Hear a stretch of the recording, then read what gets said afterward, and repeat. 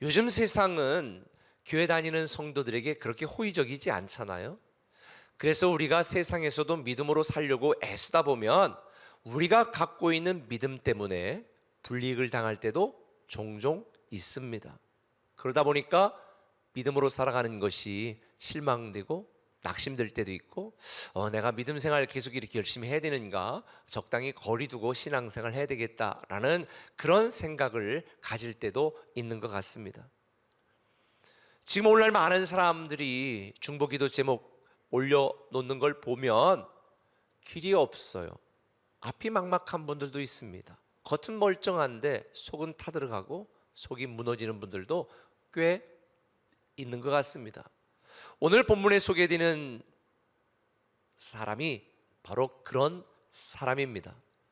오늘 본문의 내용 여러분 다 아시는 내용이잖아요. 어떤 도시에 하나님을 두려워하지 않고 사람을 무시하는 불의한 재판관이 있었는데, 억울한 일을 당한 한 과부가 자기의 억울함을 그 재판장에게 호소하잖아요.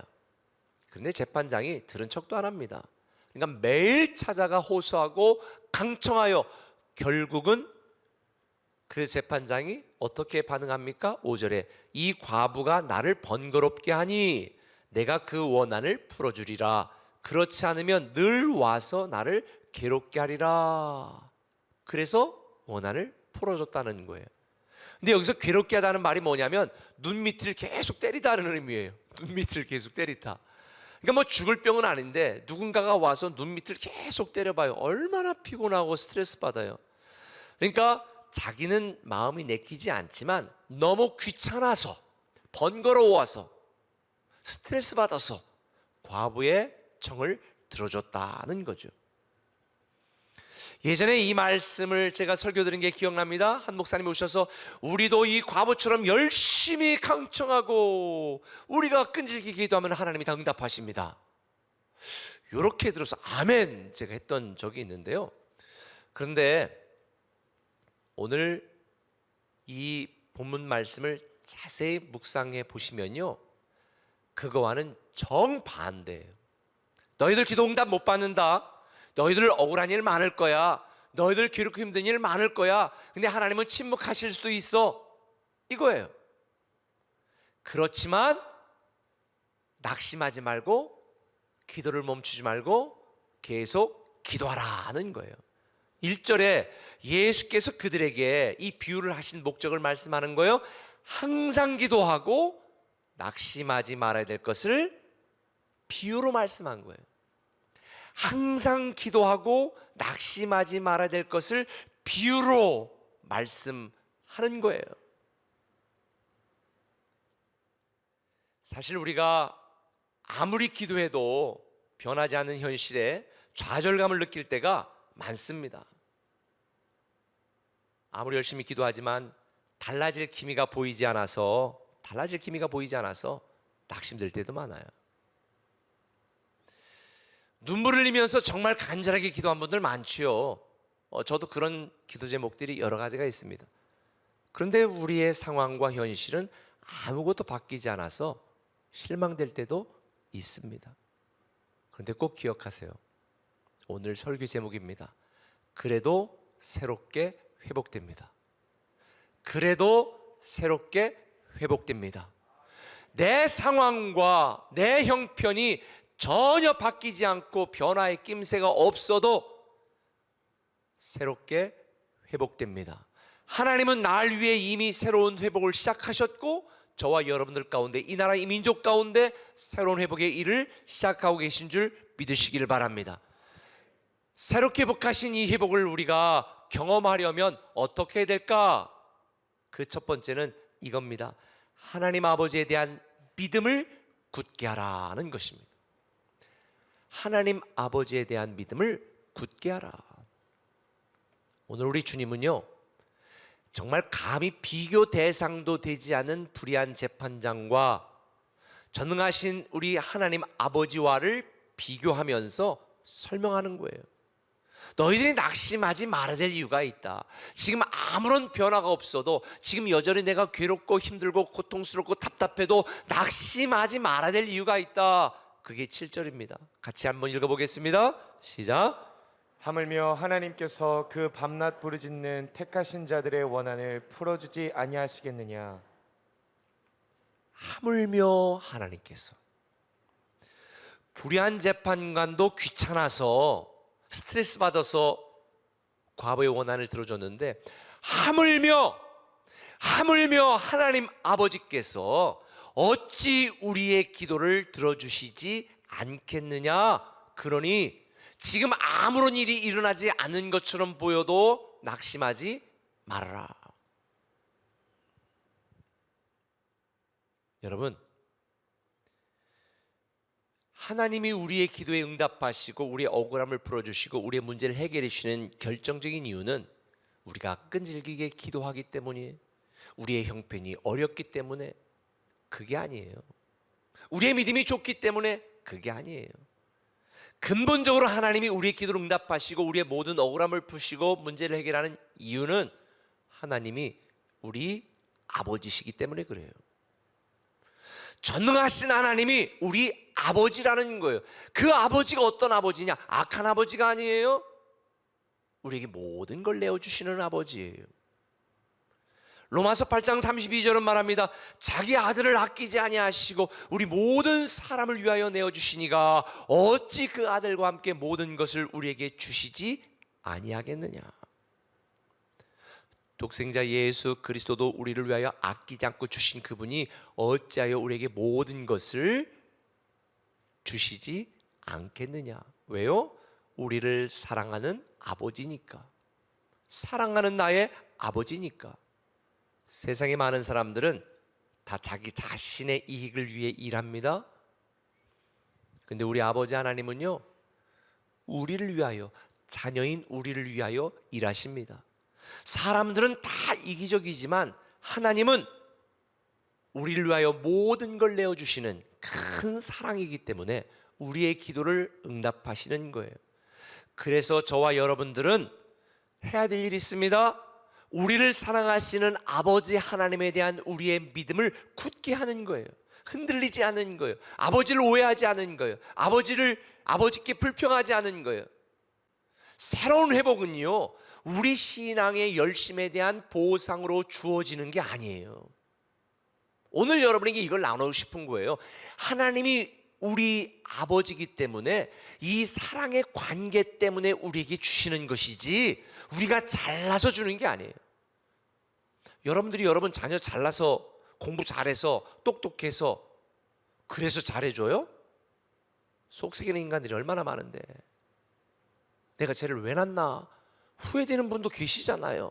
그런데도 변함없이 사랑하잖아요. 왜? 우리가 그의 부모니까. 그래서 주님은 오늘 본문 뒤에 이어지는 누가복음 18장 9절부터 바리새인과 세리의 기도를 통해서 아버지 하나님의 마음을 우리에게 가르쳐 주시는 거예요.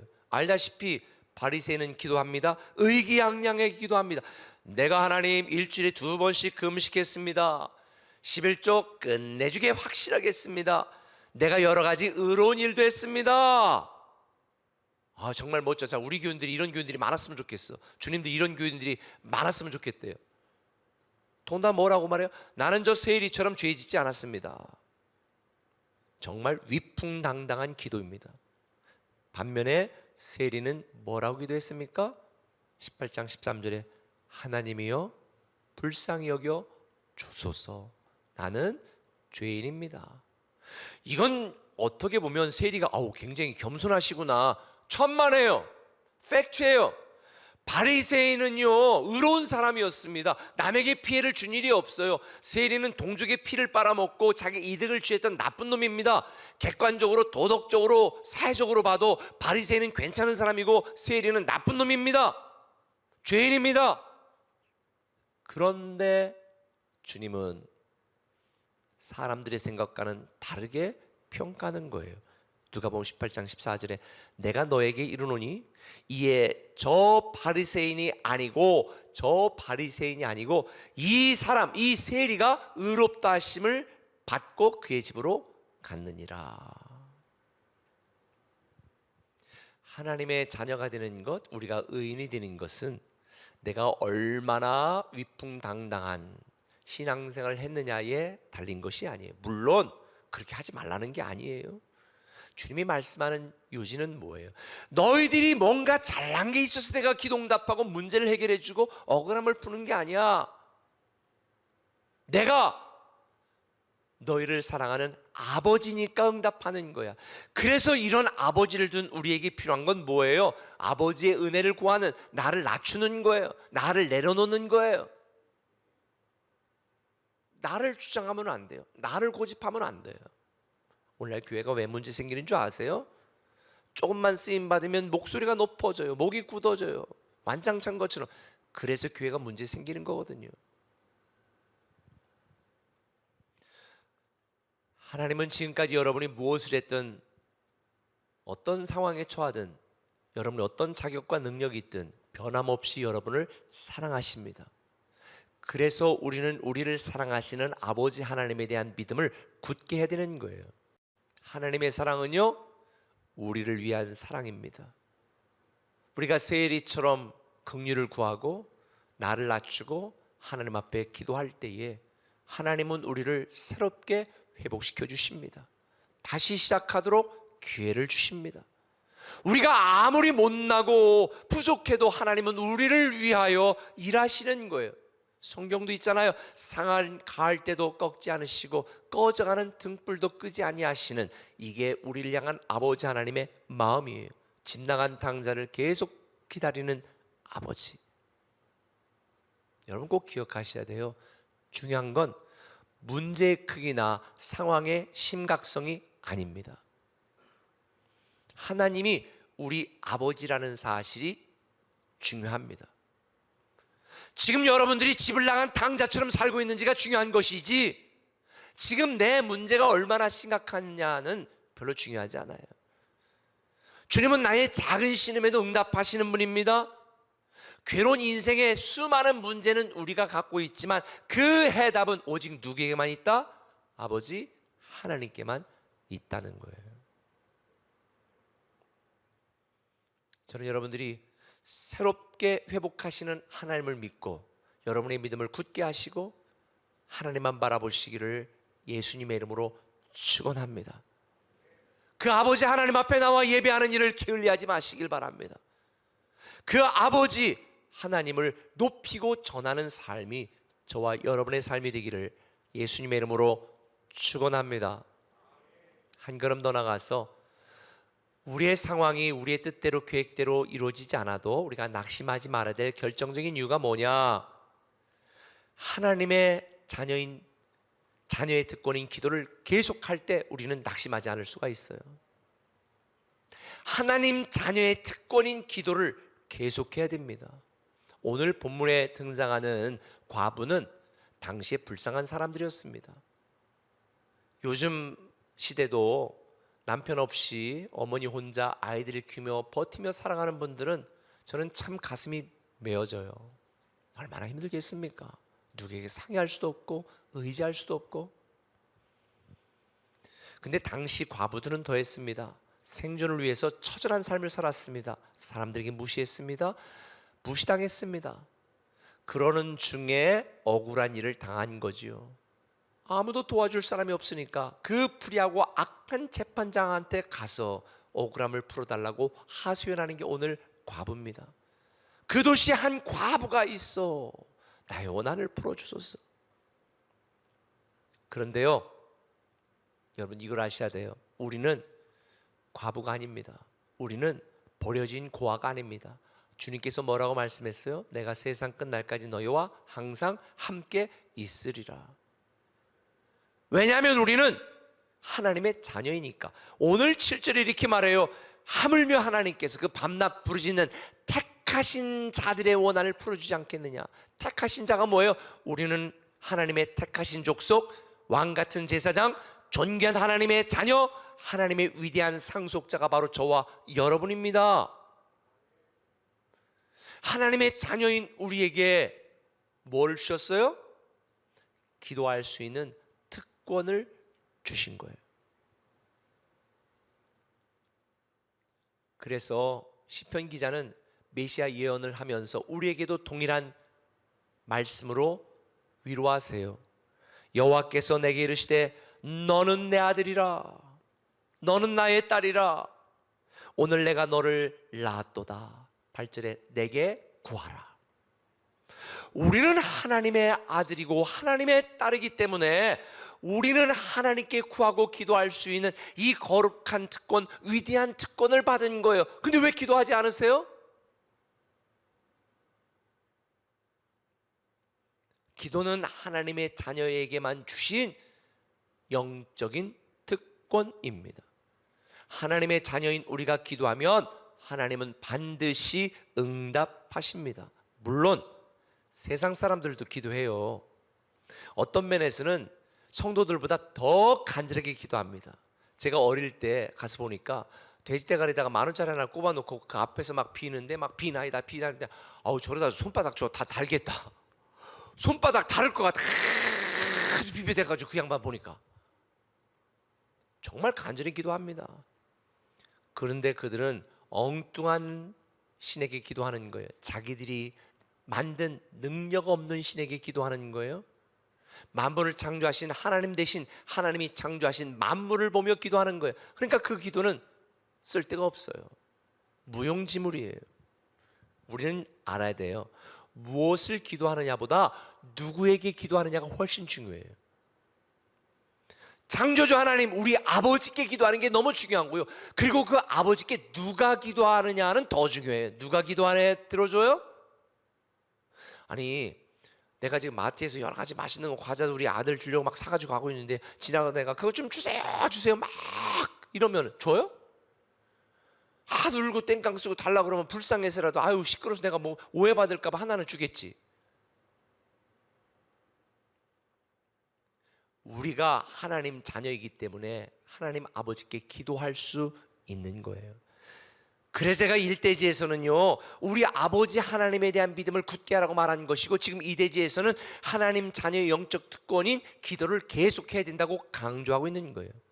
기도라고 하는 것은 내가 원하는 것을 얻으려는 이 세상 욕심으로 내 신앙의 열심을 걸고 하나님과 흥정하거나 거래하는 게 아니다. 그런 영적인 일도 아니다. 우리가 기도하는 것은 우리를 사랑하시는 아버지 하나님과의 친밀한 관계와 영적인 교제를 위해서 기도하는 거예요. 그래서 주님이 진짜 잘하는 기도를 이렇게 가르쳐 주셨어요. 요한복음 15장 7절 같이 한번 읽어볼까요? 시작. 너희가 내 안에 거하고 내 말이 너희 안에 거하면 무엇이든지 원하는 대로 구하라. 그리하면 이루리라. 너희가 뭘 구하느냐 내용이 중요한 게 아니야. 너희가 내 안에 거하고 내가 내 말이 너희 안에 거하면, 그러니까 주님과 친밀한 관계가 되면 무엇이든지 원하는 대로 구하라. 그럼 내가 다 이루어지리라. 여러분 어떤 일이 있을 때만 이용하려고 구하는 사람에게 진짜 중요한 거 주나요? 안 줘요. 줄 만큼만 주지. 그런데 정말 뗄래야 뗄 수 없는 사랑의 관계인 사람을 어떻게 해요? 달라고 그러면 간이라도 뺏어주지. 기도는 하나님과의 친밀한 교제가 먼저예요. 그 하나님과의 사랑의 관계가 돈독해지면 하나님은 성경이 뭐라고 말했어요? 우리가 이미 구하기도 전에 아시는 주님께서 우리의 필요를 채워주신다는 거죠. 그래서 키에로케오르가 이런 유명한 말을 했습니다. 기도는 하나님을 변화시키는 것이 아니라 기도하는 사람을 변화시키는 것이다. 여러분 진정한 기도의 목적이 뭐냐면 내 기도를 통하여 하나님을 변화시키는, 이게 기도가 아니라 기도를 통하여 나를 사랑하시는 하나님을 믿고 내가 변화되는 거예요. 내가 부족했구나, 내가 원망했구나, 내가 게을렀구나, 내가 인색했구나, 아 내가 변화돼야지. 이게 진짜 기도의 위력이에요. 저도 요즘 다니엘 기도를 계속하면서 내가 변화되는 것을 경험합니다. 제가 변화되는 거예요. 제 마음이 변화되는 거예요. 제 생각이 변화되는 거예요. 제 감정이 변화되는 거예요. 제 열심이, 제 삶이 변화되는 걸 느낍니다. 혹 여러분들 중에 기도하지 않는 분이 있다면 간이 부은 분입니다. 아니거나 혹은 정말 뭔지 모르는 미숙한 분입니다. 우리가 구하는 대로 응답하시는 하나님이 우리 아버지고 우리는 그분의 존귀한 자녀라는 사실에 대한 분명한 믿음이 있다면 우리는요 항상 기도하게 돼 있고 무시로 기도하게 돼 있고 계속 기도하게 돼 있어요. 우리의 간절함과 절박함을 아시는 하나님께서 응답하신다니까요. 우리의 기도를 들으시고 새롭게 회복시키신다니까요. 주님은 이걸 믿지 못하는 사람들에게 또다시 이렇게 강조해요. 누가복음 11장 11절에 너희 중에 아버지 된 자로서 누가 아들이 생선을 달라 하는데 생선 대신에 뱀을 주며 알을 달라 하는데 전갈을 주겠느냐. 너희가 악할지라도 좋은 것을 자식에게 줄 알거든 하물며 너희 하늘 아버지께서 구하는 자에게 성령을 주시지 않겠느냐. 우리는 모든 좋은 것을 주시려고 작정한 존귀한 하나님의 자녀입니다. 그래서 우리는 하나님 자녀의 특권인 기도를 멈추지 말고 계속해야 돼요. 아무런 변화의 징조가 없어도 반드시 새롭게 회복될 줄 믿습니다. 우리는 살면서 연약합니다. 기도하다가 실망하고 게을러질 때도 있습니다. 그래서 주님은 연약한 부족한 죄악된 우리를 도우시려고 오늘 뭐라고 했어요? 성령님을 너에게 주시지 않겠느냐. 성령님은요 우리가 가진 지혜의 한계, 성품의 한계, 능력의 한계, 인간성의 한계를 넘어 우리를 위하여 일하십니다. 우리의 기도와 소망이 실제가 되게 만드시는 분이 바로 성령님이세요. 오늘 많은 성도들이 급할 때만 하나님 앞에 나아가 기도하는 응급 기도자에 머물러 있습니다. 때로는 우리가 기도해도 하나님께서 응답이 더디는 것처럼 느껴질 때가 많아요. 근데 저는 이걸 깨달았어요. 이것도 한번 따라해 보실래요? 오늘의 무응답은 내일을 위한 응답이다. 내일을 위한 응답이다. 오늘의 무응답은요 내일을 위한 응답이에요. 그래서 우리를 사랑하시는 하나님을 믿고 그 믿음을 굳게 하고 낙심하지 말고 계속해서 이끄시고 인도하시는 하나님을 기대하며 우리는 기도해야 되는 거예요. 오늘 본문 7절은 이렇게 말합니다. 그들에게 오래 참으시겠느냐? 내가 너에게 이르노니 속히 그 원한을 풀어주시리라. 작년에 우리가 같이 말씀을 나눴잖아요. Waymaker, 길을 만드신 하나님. Miracle Worker, 기적을 행하신 하나님. Light in the darkness, 어둠의 빛이 되시는 주님. Promise Keeper, 약속을 지키시는 하나님. 하나님께서는 우리를 위한 때, 그리고 저와 여러분을 위한 때에 하나님의 방법으로 이루어질 줄 믿습니다. 그래서 이엠 바운즈는 이런 유명한 말을 했습니다. 주님 뜻대로 기도하면 주님이 온 세상의 자원과 사람을 움직이셔서 기도에 응답하신다. 우리가 주님의 뜻대로, 내 욕심이 아니라 주님의 영광을 위하여, 주님을 전하기 위하여 주님의 뜻대로 기도하면 이 땅에 있는 모든 자원과 사람을 움직이셔서 우리의 기도에 응답하시는 줄 믿습니다. 그러니 우리는 그 어떤 상황에도 낙심하지 말고 새롭게 회복시키시는 하나님을 바라봐야 되는 거예요. 말씀 맺을게요.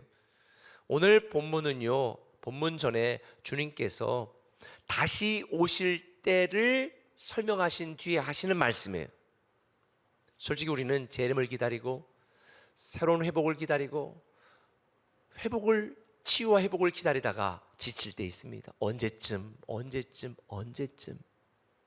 주님은 이렇게 지쳐있는 자들에게 말씀하셨잖아요. 인자가 올 때 믿음 있는 자를 보겠느냐. 여러분 생각으로 낙심하지 마시고 여러분 계획이 좌절됐다고 실망하지 마세요. 결국 우리의 문제는 괴로운 상황이나 환경이 아니라 뭐가 문제다? 나의 믿음이 문제다. 하나님이 우리 아버지라는 믿음을 굳게 하시길 바랍니다. 하나님 자녀의 특권인 이 기도를 멈추지 말고 계속 하시길 바랍니다. 그리고 그 어떤 암담한 상황 속에서라도 낙심하지 마십시오. 그러면 하나님께서 반드시 새롭게 회복시키실 것입니다.